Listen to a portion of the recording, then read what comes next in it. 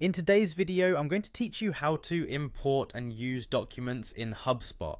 Whether you're new to Hubspot or just need a quick refresher, this walkthrough will guide you through the process in a clear and straightforward way, ensuring you can manage your documents efficiently. Let's get started.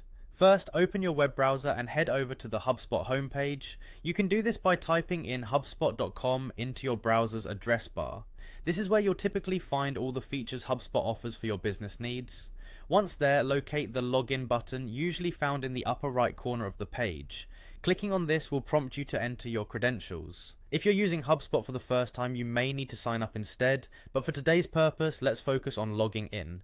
Once you've successfully logged in, you'll be directed to the HubSpot home. This is your dashboard from where you can navigate through various tools and features HubSpot offers. From the dashboard, look for the library section. This can usually be found in a navigation bar on the left side of your screen.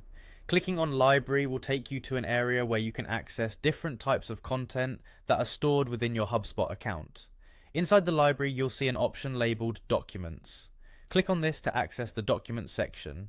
This is where you can manage all your documents, see what's already uploaded, and find tools for organizing them. If your library is empty at the moment, don't worry, we'll change that in just a second. Now, the next step is to upload your documents. Look for a button that says Upload Document. It's designed to be easily visible, often represented by an upload icon. Clicking on this will open a dialog box that allows you to browse files on your computer, select the file or files you wish to upload. HubSpot supports various document formats, but it's always a good idea to ensure the file is in a commonly used format like PDF or docx to avoid any issues. Once you've selected your files, the upload process will commence. Your documents will now appear in the HubSpot Documents section, where you can use them as needed for your marketing or sales processes, share them with colleagues, or include them in your email campaigns. And there you have it, a simple way to import and manage your documents in HubSpot.